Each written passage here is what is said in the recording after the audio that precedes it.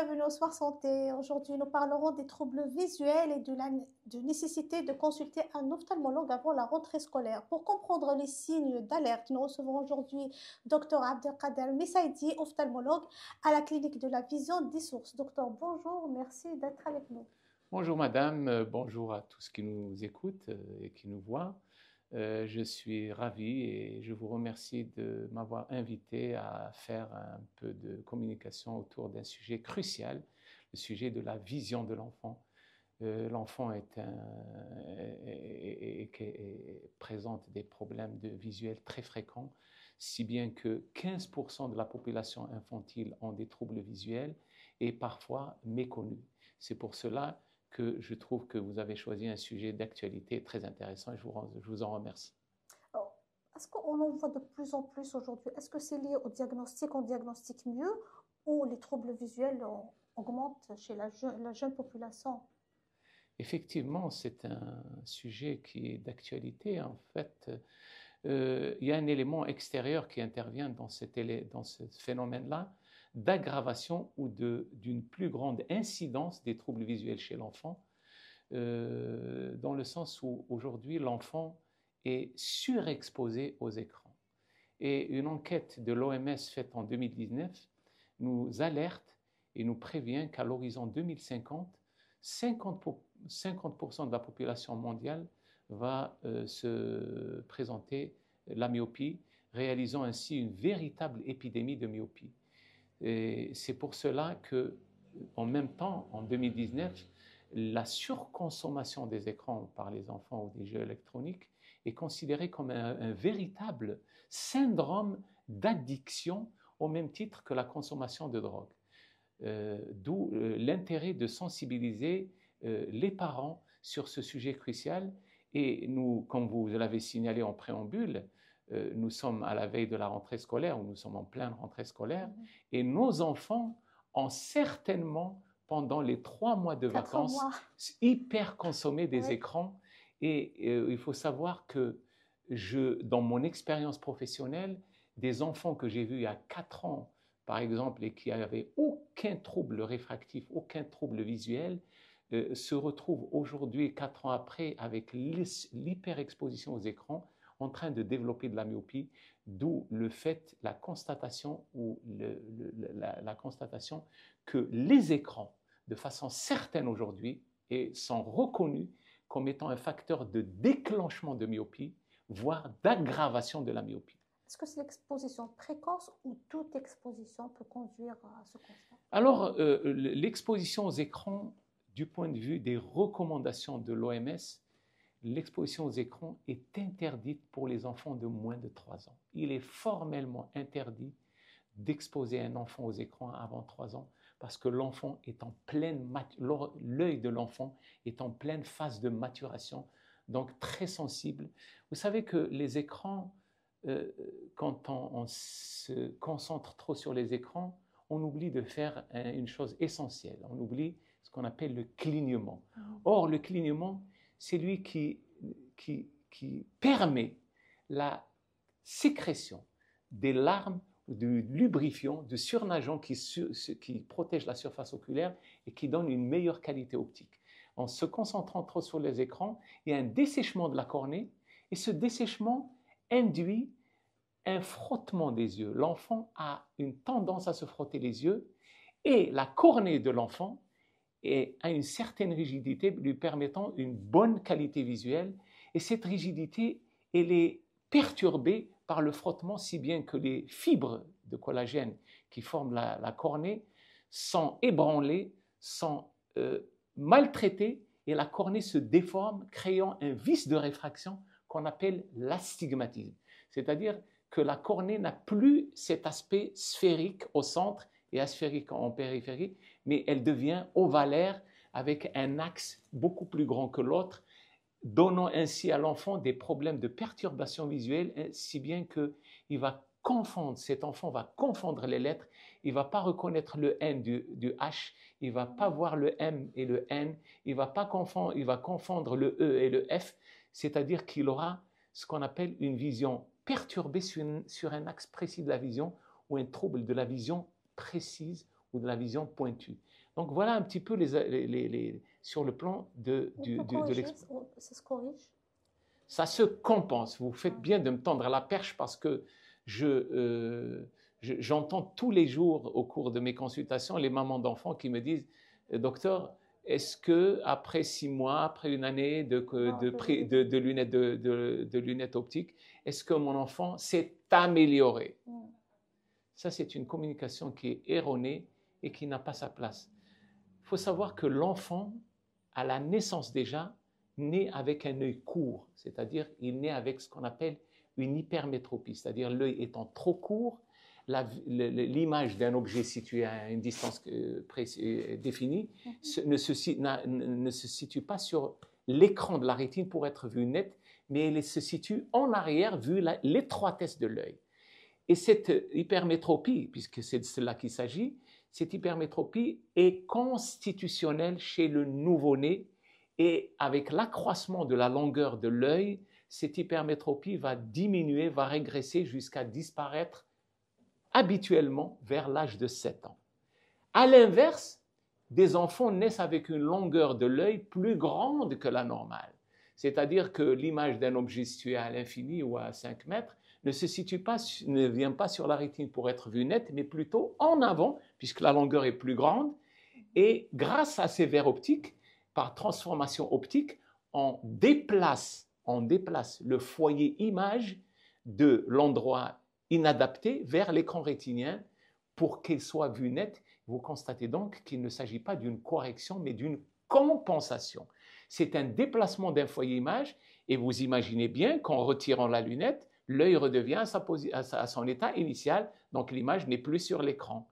Et voilà pourquoi je dis aux mamans que la vision de l'enfant, non seulement ne se corrige pas, mais c'est une variable dans le temps et elle évolue en fonction de la croissance de l'œil.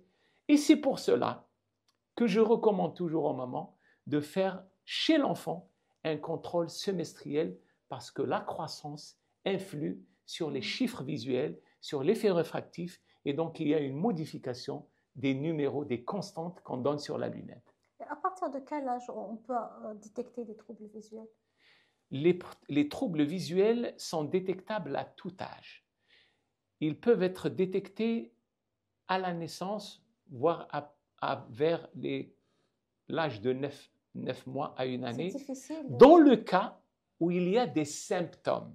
Ouais. Si un enfant ne suit pas, si un enfant a des difficultés, se rapproche des choses, des difficultés de préhension, si un enfant a un œil qui louche, soit en dedans, soit en dehors, si un enfant a des frères et sœurs qui portent des lunettes, ce sont des signes qui sont annonciateurs, qui doivent nous alerter pour faire une consultation préventive de dépistage. À un âge un peu plus avancé, au moment où l'enfant commence à se déplacer, vers l'âge de 2-3 ans, si vous voyez votre enfant se rapprocher trop de la télévision, ça veut dire qu'il a un trouble visuel. Donc, il a de la myopie indirectement. Si vous voyez que votre enfant, à partir du moment où vous lui donnez à dessiner ou à écrire des lettres au moment de l'apprentissage des lettres et qu'il écrit des lettres trop grandes à votre vue et que vous considérez qu'il n'écrit pas sur la ligne ou qu'il écrit trop grand, c'est un enfant qui a des problèmes visuels très probablement de type hypermétropie. Si vous faites lire à votre enfant un texte, des lettres et qui confond les lettres, ça veut dire que cet enfant présente de l'astigmatisme. Donc vous voyez, il y a des éléments révélateurs et indirects d'un problème visuel. Mais avant, et ça, grâce peut-être à la communication qu'on fait régulièrement, aujourd'hui, le ministère de l'Enseignement, le ministère de l'Éducation nationale exige des parents d'élèves, avant l'inscription de l'enfant en première année scolaire, d'avoir un certificat médical signé par un ophtalmologiste pour évaluer l'acuité visuelle de l'enfant. Et ceci est très, très, très, très intéressant. Et on l'a accueilli avec beaucoup de plaisir et de confort. D'autant plus qu'il y a un problème de santé publique qui est méconnu des gens, mais qui en fait touche 3 à 5% de la population infantile, c'est ce qu'on appelle l'amblyopie. L'amblyopie, c'est quand un œil, vulgairement, est feignant ou ne fait pas sa fonction. C'est un œil qui a une vision, une acuité visuelle beaucoup moins importante et qui n'est pas égale à l'autre œil. Et ceci s'observe dans les cas où l'enfant présente un strabisme, dans les cas où l'enfant a un problème de vision différent entre les deux yeux, c'est ce qu'on appelle une anisométropie, c'est-à-dire, je vous donne un petit exemple, il a une myopie de -5 sur un œil et une myopie de -2 sur l'autre. Vous voyez qu'il y a une différence de réfraction de 3 numéros, de 3 dioptries sur les deux yeux. Ça s'appelle une anisométropie et c'est une source d'amblyopie. Et cette amblyopie, donc, ou de neutralisation, parce que le cerveau prend l'œil qui donne la meilleure image et il neutralise, il efface l'œil qui donne la plus mauvaise image et il le met de côté. Ça s'appelle la neutralisation, d'où ce qu'on appelle cette amblyopie-là, qui doit être dépistée avant l'âge de 6 ans, parce que le traitement de cette amblyopie doit se faire très tôt, tant que le cerveau est malléable, pour que le cerveau redonne la place qui lui est due à ce deuxième œil et pour le remettre au même niveau que l'œil adelphe. Et cette amblyopie, si elle n'est pas détectée à temps, va être source de ce qu'on appelle des borgnes de demain. Ce sont des enfants qui vont avoir une vision d'un seul œil, qui vont être malheureusement écartés de certaines professions, comme les conduites de véhicules très lourds, le pilotage, la navigation aérienne, maritime, certaines professions demandant une acuité visuelle minimale équivalente aux deux yeux. Et ce sont des enfants qui vont avoir des problèmes psychologiques, des adolescents qui vont avoir des problèmes psychologiques avec une crainte de perdre l'autre œil. Ce sont des jeunes adultes qui viendront très très souvent en consultation. Docteur, je voudrais un contrôle parce qu'ils ont peur de perdre l'autre œil. Et ça, c'est une source de troubles psychologiques chez le jeune homme et chez l'adolescent, d'où l'intérêt du dépistage précoce et du traitement précoce. Il y a des signes pour que les parents puissent détecter. Malheureusement, une amblyopie n'est pas détectable si on ne la recherche pas. Il faut rechercher l'amblyopie pour la trouver. Eh bien, je vous donne des exemples. Il y a des jeunes hommes qui ont 20 ans, 25 ans, qui viennent pour la première fois se faire établir un certificat médical pour une conduite de voiture, automobile, pour leur permis de conduire. Et quand on leur dit « votre œil droit ne voit pas », ils tombent du ciel, ils sont tout simplement choqués. « Non, docteur, je vois très bien ». Parce qu'en réalité, quand on regarde avec les deux yeux, on a l'impression que les deux yeux voient de la même façon. La seule et unique manière de se rendre compte quand un œil voit moins bien que l'autre, c'est de faire le test de l'occlusion, de cacher un œil puis un autre et de faire le test, d'où l'intérêt de se rapprocher d'un médecin. Est-ce que c'est nécessaire de faire une consultation annuellement, même si tout va bien à un âge précis, à 6 ans ou à 5 ans? Absolument. La consultation est recommandée d'abord chez le tout petit enfant s'il y a les symptômes que j'ai déclarés précédemment. Si l'enfant a des frères et sœurs porteurs de lunettes, si les parents sont porteurs de lunettes, parce que je tiens à rappeler que les troubles visuels ont une origine génétique dans 30% des cas. Il y a une notion d'hérédité dans 30% des cas, en même temps que l'amblyopie, en même temps que le strabisme. Donc s'il y a une notion d'hérédité, c'est plus que nécessaire, c'est indispensable de faire la consultation chez l'ophtalmologiste. Maintenant, vu malheureusement la surconsommation des écrans, vous savez, quand je vois des femmes dans les salles d'attente ramener des bébés en consultation et lui donner le téléphone pour qu'il regarde des vidéos de jeux pour qu'il la laisse tranquille, ou à la maison, quand elle lui donne à l'âge de 2 ans un téléphone en lui montrant des vidéos sur YouTube et pour qu'elle puisse faire son ménage. Moi, je suis choqué par ce genre de comportement.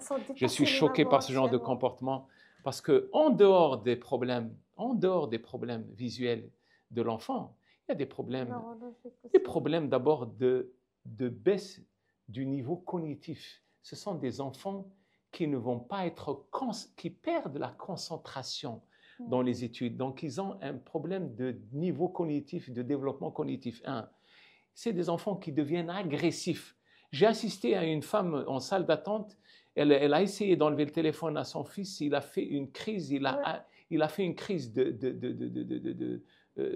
d'agressivité envers sa maman, il commençait à lui taper. C'est des enfants agressifs. Il y a de la sédentarité, il y a un développement d'attitudes vicieuses avec des scolioses, il y a des apparitions de diabète chez l'enfant par absence d'activité physique. Et toutes ces choses-là, malheureusement, sont dues à la surconsommation des écrans. On ne peut pas les empêcher de ne pas voir les écrans, ça en fait partie de notre vie. Mais attendez, les écrans, il y a un âge. Les écrans, on peut permettre à un enfant de consommer des écrans à partir de l'âge de 6 ans, mais d'une façon modérée. Pas en leur donnant un téléphone ou une tablette pendant 6-8 heures ou toute la nuit. Tenez, je viens ça me revient que les enfants prennent les tablettes pendant la nuit pour trouver le sommeil. Alors qu'en réalité, la consommation des écrans et la lumière bleue qui se dégage des écrans bloque un médiateur du sommeil qu'on appelle la mélatonine. La mélatonine est le médiateur du sommeil. Et la lumière bleue, elle bloque le développement la sécrétion cérébrale de mélatonine. Donc, ce sont des enfants qui vont faire de l'insomnie à cause de la surconsommation des écrans. Et il y a une étude qui est faite dans une grande université européenne. Ils ont pris 3 adolescents. Il y en a un à qui on a donné un livre, un deuxième une tablette, un troisième, on ne lui a rien donné. Alors, ils les ont mis au lit. Le premier qui n'avait rien s'est endormi au bout de 20 minutes. Celui qui lisait un livre au bout d'1 heure. Celui qui avait la tablette s'est endormi après 4 ou 5 heures. D'où la confirmation qu'il y a bel et bien, une inhibition du médiateur du sommeil qu'on appelle la mélatonine. Donc la surconsommation, au lieu de ramener le sommeil, il va inhiber le sommeil et vous donner de l'insomnie. Donc j'alerte les mamans d'enfants pour éviter de faire consommer leurs enfants les écrans et de faire des coupures, ce qu'on appelle du 20-20-20. C'est-à-dire 20 minutes d'exposition, 20 minutes de repos, 20 minutes d'exposition, 20 minutes de repos. Le problème, dès qu'ils sont branchés, on ne peut plus les débrancher. On ne peut plus les contrôler. On peut plus les contrôler. Oui. Les médecins de santé scolaire. Les médecins de santé scolaire, moi, si j'ai la chance d'en avoir quelques-uns qui regardent cette vidéo, c'est de leur dire que moi, au cours d'un forum dans un quotidien national, pour ne pas le citer, j'ai fait une alerte sur cette chose-là pour les médecins scolaires, pour leur demander et pour alerter le pouvoir public pour faire inclure les troubles visuels et notamment l'amblyopie dans le calendrier vaccinal. C'est-à-dire que moi, je souhaiterais qu'on fasse un dépistage de l'acuité visuelle et de l'amblyopie au dernier vaccin qu'on fait chez l'enfant. Il y a plein de manières. Il y a ce qu'on appelle le signe de la toupie, c'est-à-dire que vous prenez le petit enfant de 17 mois, vous lui fermez un œil, puis vous fermez l'autre. Si un œil est amblyope, qu'il est paresseux, quand vous fermez le bon œil, l'enfant va se débattre. Ça s'appelle le signe de la toupie. Parce qu'il ne supportera pas de regarder avec un œil qui ne voit pas. Et il va essayer de vous enlever le cache que vous lui avez mis sur le bon œil. Ça s'appelle le signe de la toupie. Il y a des dessins aussi qu'on donne aux enfants. Les tests de Rosolino, c'est des dessins qui nous permettent de chiffrer l'acuité visuelle. Et moi, mon souhait, c'est qu'on fasse ça, qu'on introduise ça dans le calendrier vaccinal et qu'on fasse ça à la fin du dernier vaccin. Et c'est une excellente façon de faire le dépistage des troubles visuels et de l'amblyopie en particulier. Oui, ça a un impact aussi sur la réussite scolaire des enfants. Absolument. Un enfant qui ne voit pas est sujet à un échec scolaire. Et souvent, les parents ne se rendent pas compte, surtout dans certains troubles visuels qu'on appelle l'hypermétropie. Parce que l'hypermétropie, c'est le problème. Alors, il y a 2 types d'hypermétropie en réalité. J'ai parlé, disons, de façon basique, mais bon, vous me donnez l'occasion de parler un peu plus précisément. Alors, l'hypermétropie, c'est soit un œil qui est court, soit un œil qui a un problème dans la lentille qui fait le zoom du passage de la vision de loin à la vision de près. C'est le cristallin qui se contracte pour zoomer pour la vision de près, ce qu'on appelle l'accommodation. التركيز باللغة العربية. التركيز. Donc cette lentille-là, si elle n'a pas assez de puissance, l'enfant est hypermétrope d'indice et non pas de axial, de longueur axiale.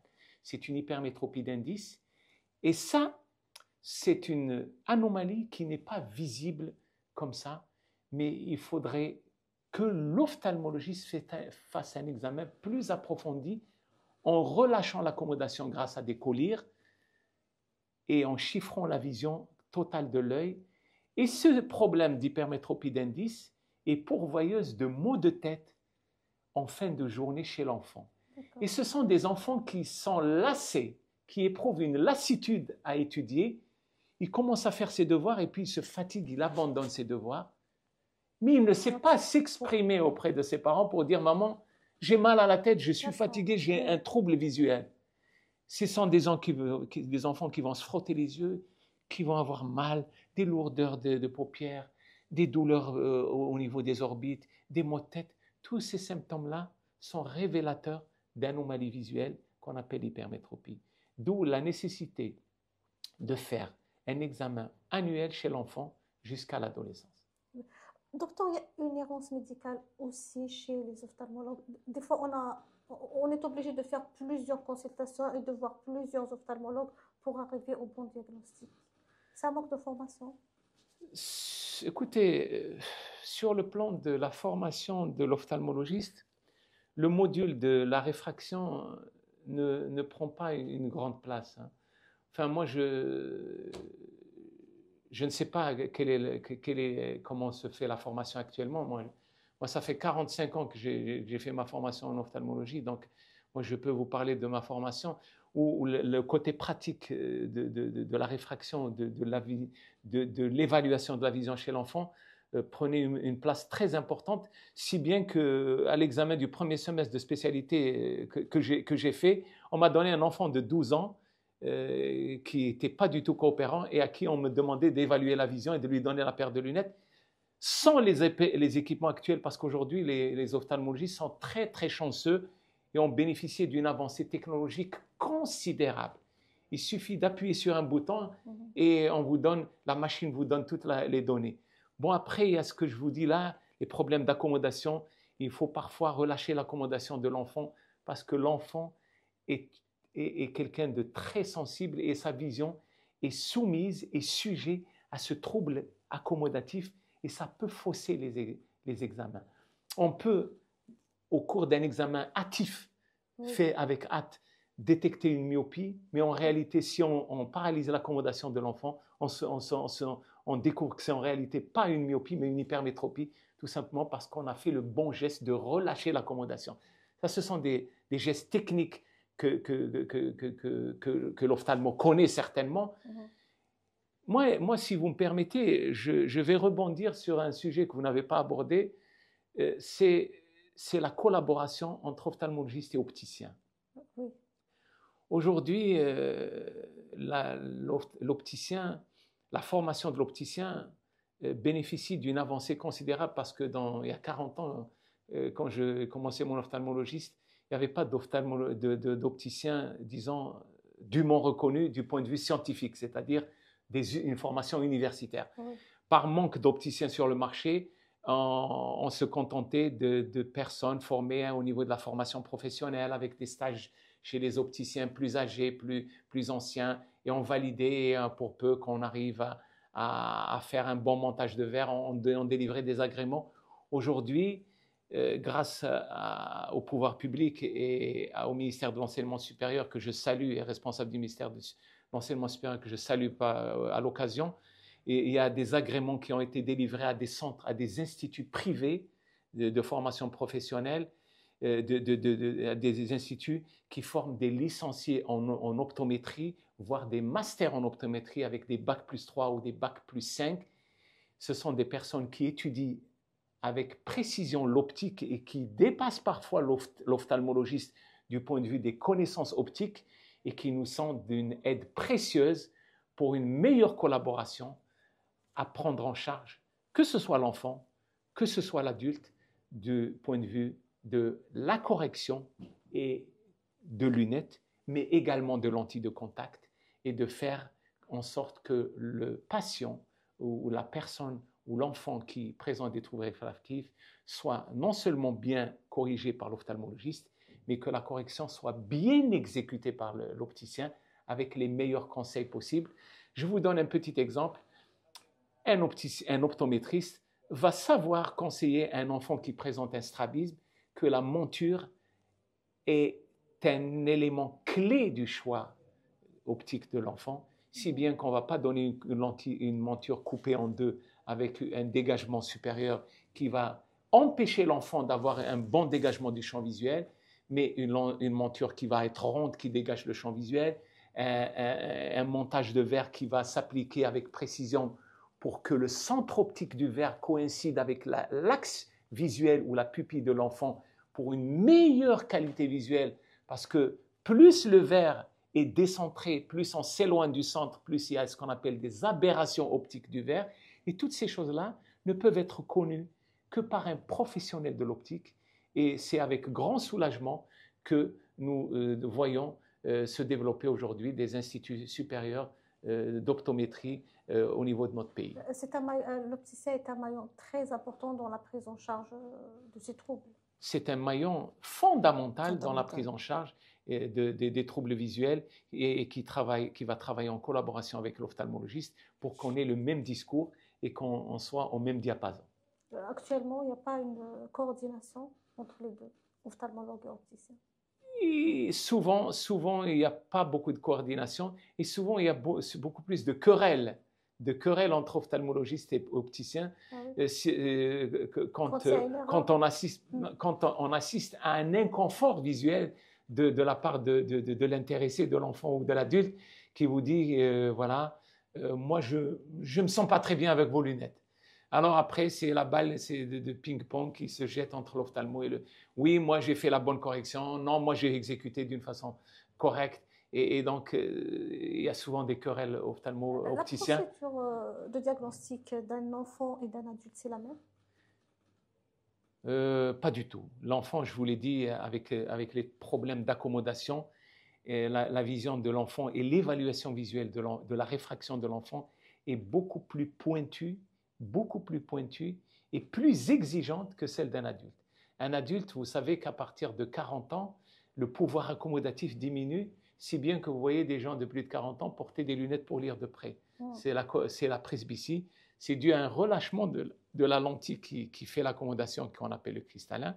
Donc, ce relâchement entraîne une diminution de la vision de près et dans ce cas-là, il y a moins de difficultés à évaluer la vision que chez l'enfant. L'enfant est beaucoup plus sensible et beaucoup plus difficile à évaluer qu'un adulte. Des conseils aux parents pour avoir les réflexes de détecter les signes de troubles de vue? Les réflexes que je peux, si on peut résumer notre intervention ainsi, les réflexes, ou alors c'est le message que je peux adresser aux mamans, c'est d'observer votre enfant, parce qu'il n'y a pas mieux que l'observation. En observant, on détecte des anomalies. On détecte des anomalies au-delà du problème visuel.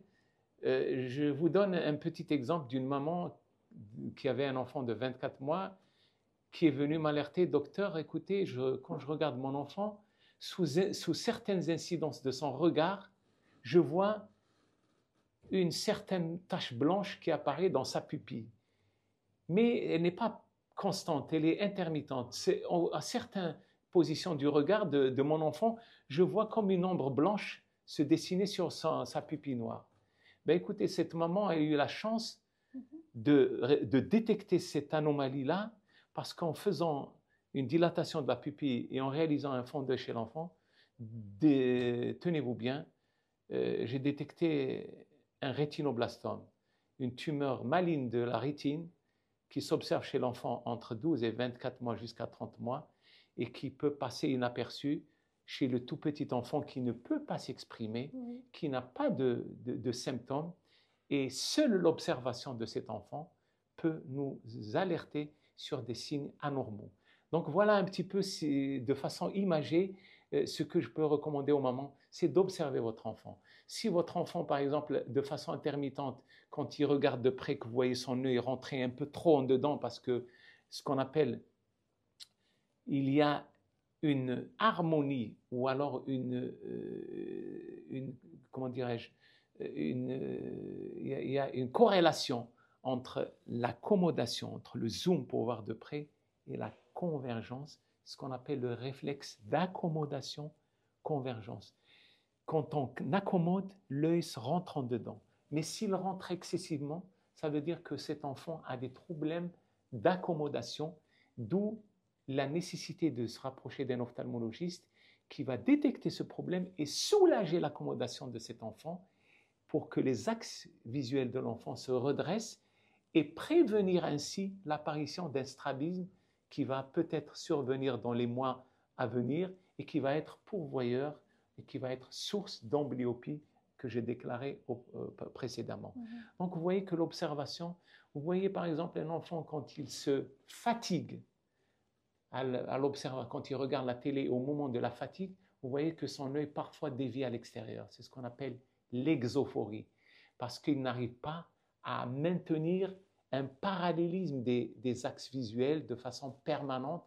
Il y a une fatigabilité des muscles et il y a ce qu'on appelle une déviation qui peut être d'abord intermittente, qui n'est pas permanente au début, mais qui peut, non détectée et non traitée, se déclarer comme étant un strabisme divergent permanent qui va être source d'amblyopie également et source de problèmes esthétiques, surtout chez les jeunes filles. Vous voyez donc que l'observation est un élément clé pour les mamans et ça sera le message que je vais délivrer aux mamans aujourd'hui. Merci beaucoup, docteur, pour ces conseils. Une dernière chose, les lentilles pour les enfants, c'est... Il y a, les lentilles chez les enfants ne sont pas recommandées. Il y a des cas où l'indication devient médicale. Ah oui. Et là, il y a l'indication d'un port de lentilles est médicale chez l'enfant dans des cas très, très particuliers. Je vous en donne un exemple. Dans le cas d'une anisométropie, quand par exemple vous avez une myopie de -10 sur un œil et le deuxième œil il est normal, il est hémétrope, on ne peut pas dans ce cas-là donner une paire de lunettes à l'enfant parce que l'enfant ou l'adulte même ne peut pas supporter une différence de correction par verre de lunettes au-delà de 3 numéros. Au-delà de 3 numéros d'anisométropie, il est impossible de procéder à une correction par lunette optique. Et là, voilà la place de la lentille de contact pour les cas de forte anisométropie. Un deuxième cas, c'est dans le cas où, par exemple, l'enfant a présenté un problème de cataracte, que ce soit de naissance sur un œil ou un accident, par exemple, qui a obligé l'ophtalmologiste à retirer le cristallin. Et dans ce cas-là, l'enfant devient hypermétrope artificiellement. Et dans ce cas-là, on est obligé de mettre une lentille de contact sur l'œil qui a été opéré ou qui a une forte anisométropie. Et c'est dans ce cas-là l'indication optique et médicale d'un port de lentille chez l'enfant. En dehors de ces cas extrêmes, de ces cas particuliers, il n'est pas conseillé de faire porter une lentille aux enfants à cause d'un problème de manutention, d'hygiène et comment dirais-je, de prise en charge quotidienne de la lentille de contact. Voilà. Et des effets secondaires, bien évidemment, à moyen ou à long terme qui sont irréversibles et qui sont malheureusement qu'on ne peut pas empêcher de survenir. Voilà. Merci beaucoup pour toutes ces informations. C'est moi qui vous remercie et j'espère que ceux qui nous voient auront bénéficié de cette communication. Oui, j'imagine. Merci beaucoup à vous. On se retrouve la semaine prochaine. Au revoir.